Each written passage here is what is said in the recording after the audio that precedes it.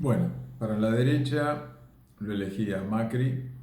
Por supuesto que no representa una derecha extrema porque no golpea la puerta de los cuarteles, no es que está en una dictadura, sino que ganó las elecciones legítimamente. Pero es un partido que quiere mantener el estado de cosas. Los conservadores son de derecha, están viendo cómo están y creen que no se deben producir cambios. Eh, Voy a tratar de explicar cuál es su opinión sobre la educación en el país, tanto de gestión pública como privada, y qué opinión tiene sobre las universidades públicas, el tema que me interesa fundamentalmente, el acceso a la enseñanza superior. Pero lo vimos por la izquierda, lo vimos por el populismo, ahora lo vamos a ver por la derecha. Que no se reconozca como un partido de derecha o que se llame PRO no quiere decir que no lo sea.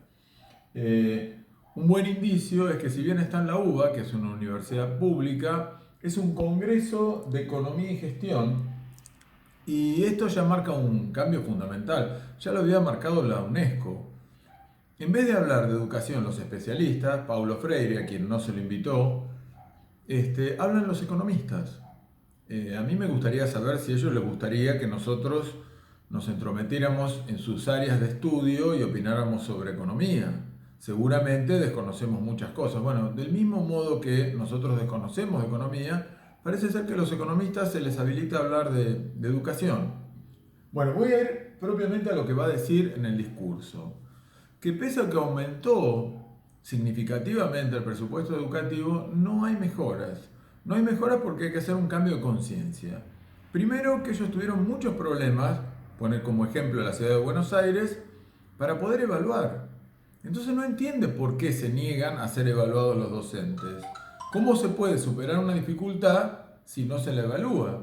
Y después, que recién sobre el final de su gestión y la continuación de la reta, vio que algunos docentes entendieron que había que capacitarse en un mundo donde se producen profundos cambios y los cambios científico-tecnológicos obligan al docente a actualizarse continuamente.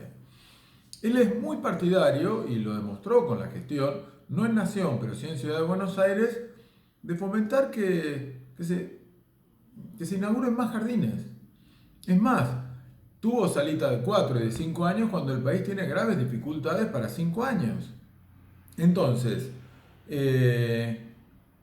si bien la cita no menciona un autor determinado, seguramente es cierto que mejora sustancialmente, lo voy a decir después también cuando explique en el cuestionario, el acceso al secundario quien pudo hacer la educación inicial. Me parece que es netamente aplaudible que él se dedique a la educación inicial y que incluso revirtió la tendencia en el país de todos aquellos que, como dice él, caen en la educación pública y en la ciudad de Buenos Aires aumentó la matrícula en la gestión pública. Después vamos a ver que lo que no dice es que aumentó la matrícula en los jardines.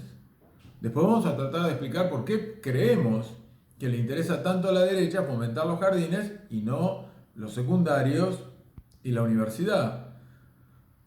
También no entiende una universidad por fuera del mundo del trabajo, no entiende la ciencia que no sea ciencia aplicada, no ve para nada malo que el mundo empresarial se meta en el mundo de la educación, y le duele que en las pruebas PISA hayamos salido últimos o entre los últimos, entre los peores, en varios ítems, ¿no es cierto?, como matemática y comprensión de texto. Le duele que el mejor alumno aún de un privado de la Argentina, tampoco acá la cita no la menciona específicamente, mide peor, o mejor dicho, el mejor de la Argentina es igual al peor de Australia.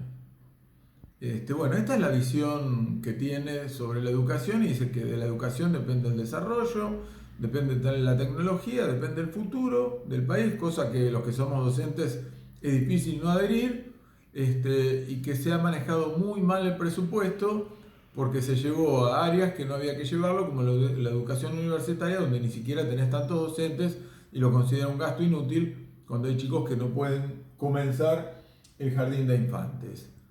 Independientemente de esto, bueno, tengo que decir que es muy tendenciosa la derecha acerca de por qué prioriza el nivel inicial. Y a su vez, qué visión tiene sobre el secundario, que creo que lo voy a explicar en el cuestionario que sigue.